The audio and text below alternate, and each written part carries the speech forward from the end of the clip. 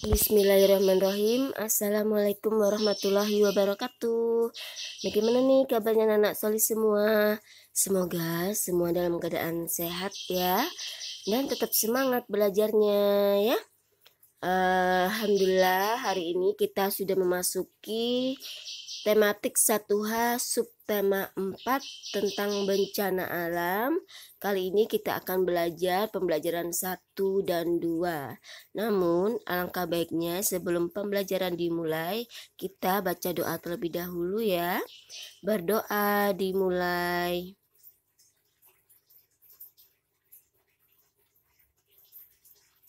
Berdoa selesai.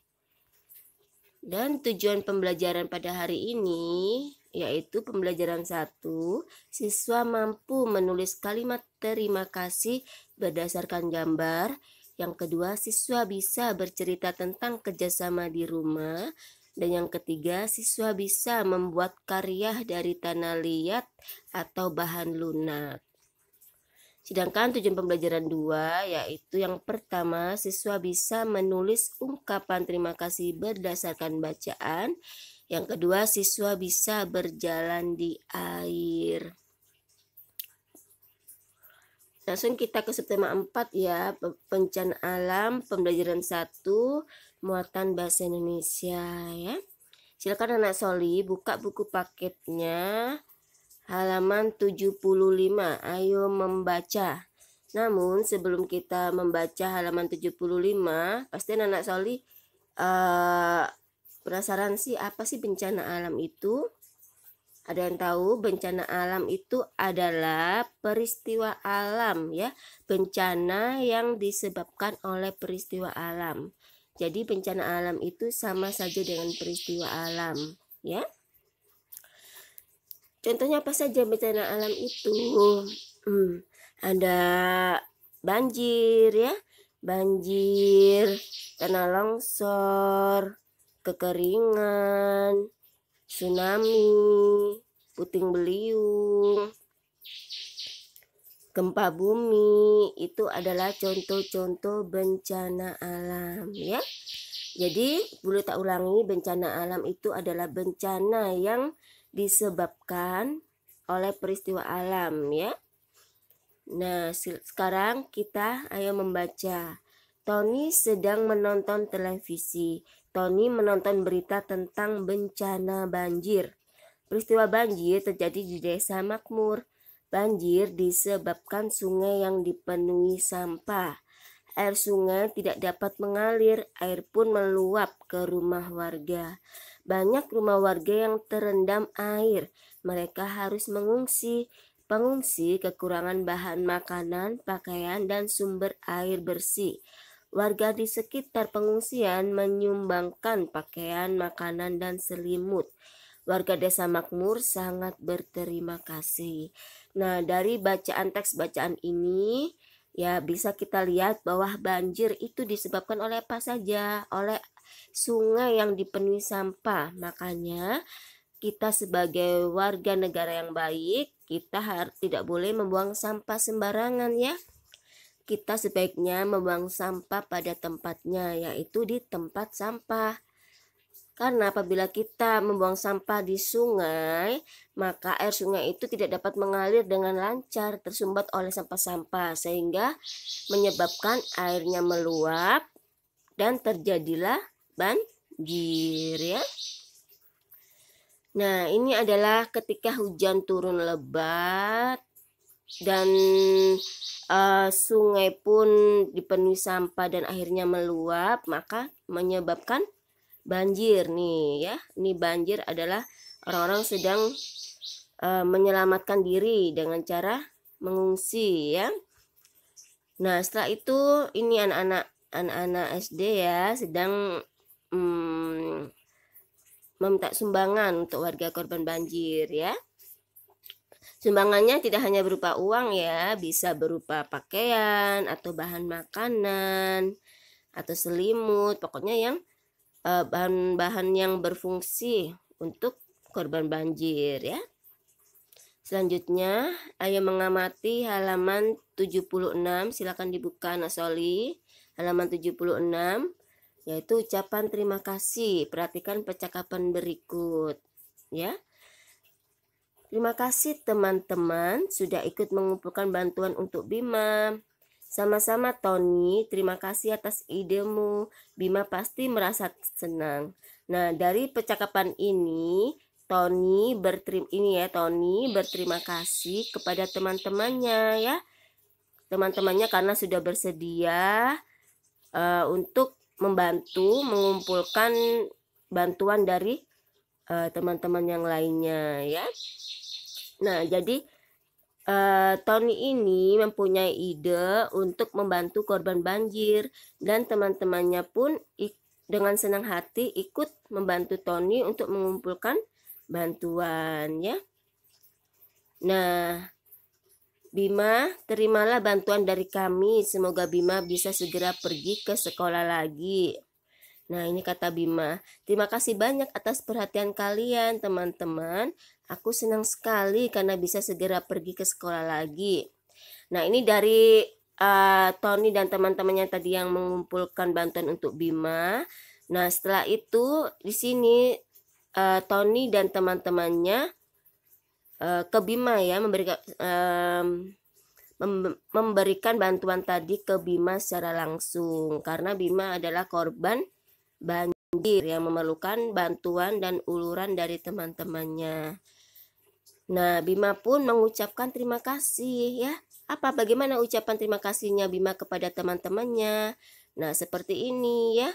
Terima kasih banyak atas perhatian kalian teman-teman. Itu adalah ucapan terima kasih Bima kepada teman-temannya ya. Dan ini adalah ucapan terima kasih Tony kepada teman-temannya. Jadi ucapan terima kasih itu bisa seperti ini contohnya ya. Nah, contohnya kata-katanya seperti ini ya. Apakah kamu pernah mengucapkan terima kasih? Tentu pernah ya, insya Allah pernah lah anak-anak Soli semua mengucapkan terima kasih. Terima kasih terima kasih kepada Umi atau terima kasih kepada teman-temannya ya. Nah, selanjutnya menjelaskan bentuk kerjasama di rumah. Coba buka halaman 77.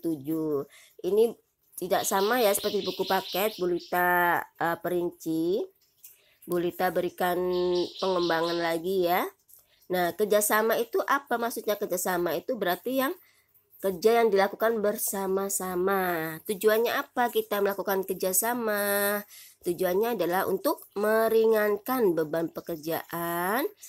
Terus pekerjaan pun lebih cepat selesai dengan bekerja sama, dan selain itu dengan adanya kerjasama dapat menambah keakraban setiap anggota keluarga. Jadi banyak banget ya manfaat dari kerjasama.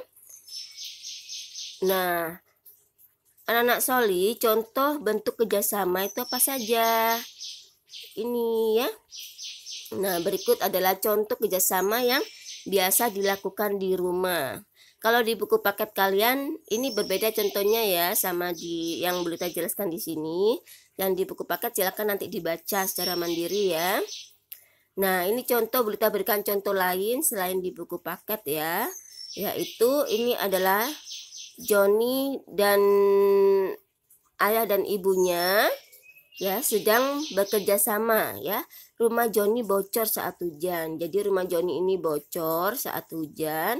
Nah, ayah akan memperbaiki atap rumah. Nah, Joni dan ibu ini membantu memegang tangga agar ayah tidak terjatuh. Ini adalah contoh kerjasama yang biasa dilakukan di rumah ya.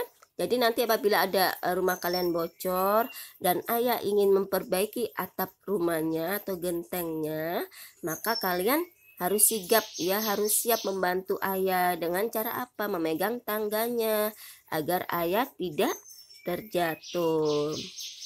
Nah, ini yang contoh yang kedua. Nah, rumah Dedi ini kebanjiran ya. Setelah air surut, Dedi membantu ibu membersihkan bekas banjir ya. Ayah membantu barang-barang yang terendam air ya, mengambil barang-barang yang terendam air. Jadi ini adalah bentuk kerjasama ya yang dilakukan di rumah. Jadi ada yang mengepel, ada yang membantu membereskan mainan seperti adik ini ya, ada yang membersihkan barang-barang yang di rumah. Nah, ini adalah contoh kerjasama yang biasa dilakukan di rumah, dan masih banyak contoh lainnya ya. Ini hanya dua contoh saja yang kita berikan. Selanjutnya kita ke pembelajaran 1 tentang membuat karya dari tanah liat ya, muatan SPDP halaman 77 ya.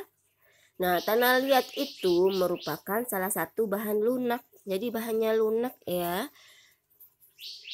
Tanah liat sering digunakan untuk membuat karya seni. Tanah liat mudah dibentuk. Tanah liat juga banyak ditemukan di sekitar kita. Mungkin banyak ditemukan di daerah pedesaan ya. Kalau daerah kita sepertinya agak langka ya dan susah ditemui tanah liat. Mungkin yang dekat-dekat dengan persawahan atau yang masih punya kebun itu masih ada tanah liat ya. Dan ini tidak perlu kita lakukan, tidak perlu kita praktekkan ya, karena susah mencari tanah liat. Nah, cara membuat karya dari tanah liat yaitu dengan cara menekan dan membentuknya menggunakan tangan. Jadi harus ditekan-tekan, dibentuk sesuai dengan bentuk yang kita inginkan dengan menggunakan tangan ya. Oh iya, ini adalah contoh ya anak yang berkreasi dengan tanah liat ya. Ada yang membuat hewan, ada yang membuat menara-menara Monas seperti ini ya, dan masih banyak yang lainnya. Sekarang kita lanjut ke pembelajaran 2. Kita langsung ke ayat membaca halaman 80 ya. Yang halaman 79 kita skip saja, tidak perlu kita pelajari. Paman Tony tinggal di sebuah desa di kaki gunung. 2 tahun yang lalu terjadi peristiwa gunung meletus dan gempa bumi. Sebelum gunung berapi meletus, ada peringatan dari kepala desa. Warga diminta segera mengungsi ke tempat yang aman. Banyak bangunan yang rusak terkena lahar gunung berapi. Warga di pengungsian kekurangan makanan dan juga pakaian. Ada juga beberapa warga yang sakit. Masyarakat bersama-sama membantu korban gunung meletus. Ada yang menyumbangkan makanan, pakaian, dan air minum. Ada pula dokter yang mengobati warga yang sakit. Setelah keadaan aman, rumah yang rusak diperbaiki bersama-sama. Nah, dari teks ini, dari bacaan ini peristiwa apa yang terjadi? Bencana alam apa yang terjadi? Yaitu ini ya, bisa dilihat dari gambarnya ya, yaitu gunung meletus ya. Nah, jadi di peristiwa ini ada gunung meletus dan gempa bumi ya. Nah, sebelum terjadi gunung meletus dan gempa bumi itu sudah ada peringatan dari kepala desa, sehingga sebelum terjadinya gunung meletus warga-warga sudah mengungsi di tempat yang lebih aman lagi ya. Dan ada warga yang di sekitar yang dekat dengan warga yang terkena gunung berapi ini itu menyumbangkan sebagian hartanya kepada warga yang membutuhkan, yaitu bisa berupa makanan, pakaian, dan air minum ya. Nah, selanjutnya ketika terjadi gunung meletus, rumah Pak Tony rusak. Warga bekerja sama memperbaiki rumah Paman Tony. Paman berterima kasih kepada warga. Terima kasih atas bantuannya memperbaiki rumah saya, bapak-bapak. Sama-sama Pak Anto, sesama warga memang seharusnya saling membantu. Nah, ini adalah bentuk ucapan terima kasih berdasarkan bacaan tadi ya. Nah, ini adalah ucapan terima kasihnya. Terima kasih atas bantuannya memperbaiki rumah saya, bapak-bapak. Ini adalah contoh ucapan terima kasih ya. Nah, cukup sekian pembelajaran hari ini. Alhamdulillah sudah. Nah, untuk latihannya anak Soli tolong kerjakan ayo berlatih halaman 82 nomor 1 dan 2 ya. Jazakumullah khairan katsir wa barakallahu fikum. Wassalamualaikum warahmatullahi wabarakatuh.